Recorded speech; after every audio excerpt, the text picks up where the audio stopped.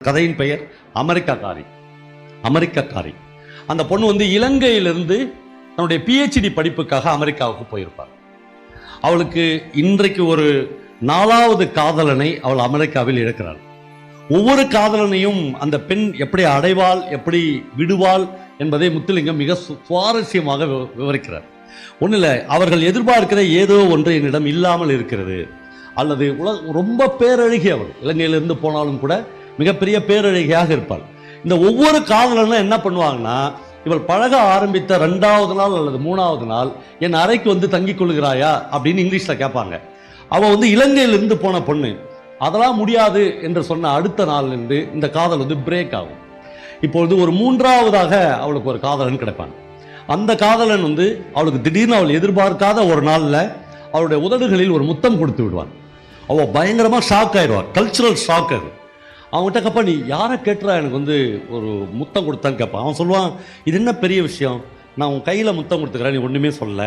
ஒரு நாள் உன்னுடைய நெத்தியில் முத்தம் கொடுத்தேன், அப்பயும் நீ ஒன்றும் சொல்ல. உன்னுடைய நெத்திக்கும் உன்னுடைய உதட்டுக்கும் ஒரு 5 அங்குலம் இருக்கும், 5 அங்குலத்துக்கு இன்னொரு முத்தம் கொடுத்தேன், இது ரொம்ப பெருசாக பேசுகிற, வேணா 5 அங்குலம் தப்புன்னு இதை ஒன்றா வச்சுக்கலாமா என்று சொல்லுவான். அப்போது கல்ச்சுரலாக அவர்கள் வேறு மாதிரி இருப்பார்கள், இவ வேற மாதிரி இருப்பா.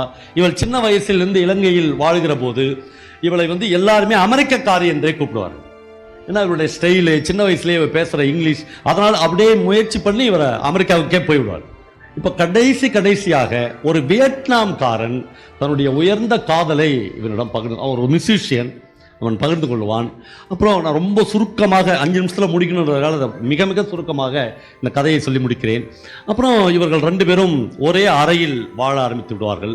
ஒவ்வொரு முறையும் இலங்கையில் மாறி மாறி இருக்கிற தன்னுடைய அம்மாவுக்கு இவள் செய்தி அனுப்பி கொண்டே இருப்பாள்.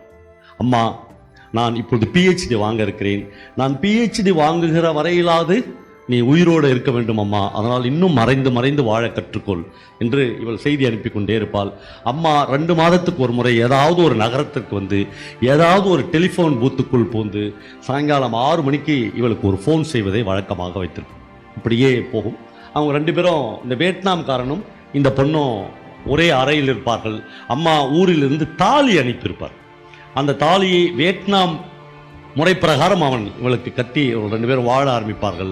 அவள் PhDயை முடித்து விடுவார், இவனுக்கு டீச்சர் வேலை கிடைக்கும். அதெல்லாம் கதை இல்லை. இவர்கள் 4 மாதம் ஆகியும் அம்மா கேட்க ஆரம்பிச்சுவார், உனக்கு கரு உண்டாயிடுச்சா என்று கேட்பாள்.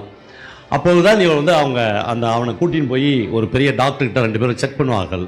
எப்போதும் அவனை ஆச்சரியப்படுத்தும் அவள் அன்றைக்கு அந்த டாக்டர் இவர்கள் 2 பேரையும் சேர்த்து ஒரு ஆச்சரியப்படுத்துவார். அவர் சொல்லுவார், ஒரு பெண்ணுக்கு கரு உண்டாக வேண்டும் என்றால் அந்த ஆணிலிருந்து 1 மில்லிமீட்டர் விந்து அணுக்களில் கிட்டத்தட்ட 2 கோடி உயிரணுக்கள் இருக்க வேண்டும். ஆனால் இவனுக்கு 1 கோடி தான் இருக்கிறது. ஒருபோதும் இந்த வாழ்நாள் முழுவதும் முயற்சி பெறினாலும் அவன் ஒரு குழந்தையை பெற்றெடுக்கிற வல்லமை அவனிடம் இல்லை என்று சொல்லிவிடுவார்கள்.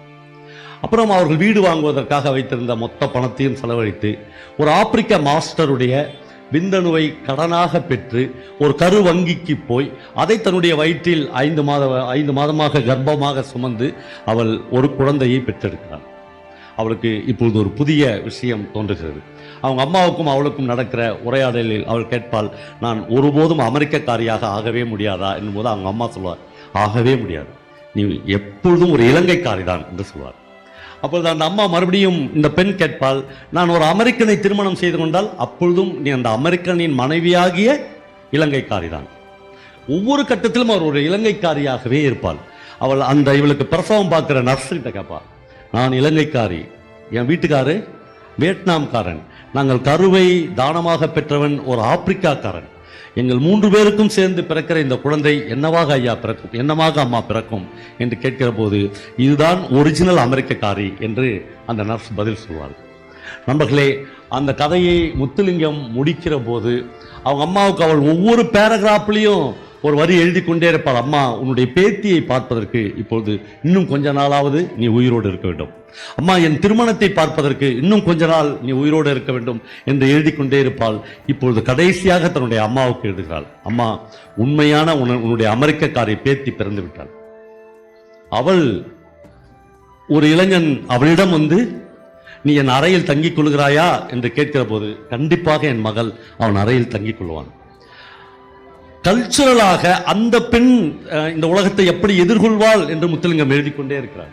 அவளுக்கு உதட்டுக்கும் நெத்திக்கும் இடையில் 4 அங்குல இடைவெளியில் ஒருவன் முத்தம் கொடுத்தால் அந்த இடத்திலேயே அவள் அதை பெற்றுக்கொள்ள தயாராக இருப்பாள். ஏனென்றால் அவள் அமெரிக்கக்காரி. நான் தான் ஒரு இலங்கைக்காரியாக பிறந்து விட்டேன். கண்டிப்பாக அவள் ஒரு வியட்நாம்காரனை திருமணம் செய்வதற்கு சம்மதிப்பாள். ஆனால் மிக நிச்சயமாக அந்த 2 கோடி உயிரணுக்கள் அவனுக்கு இருக்கிறதா என்பதை டெஸ்ட் செய்த பிறகே அந்த திருமணத்தை செய்து கொள்ள அவள் சம்மதிப்பாள் அம்மா. ஏனென்றால் அவள் ஒரு அமெரிக்கக்காரி என்று அந்த கதை முடிகிறது.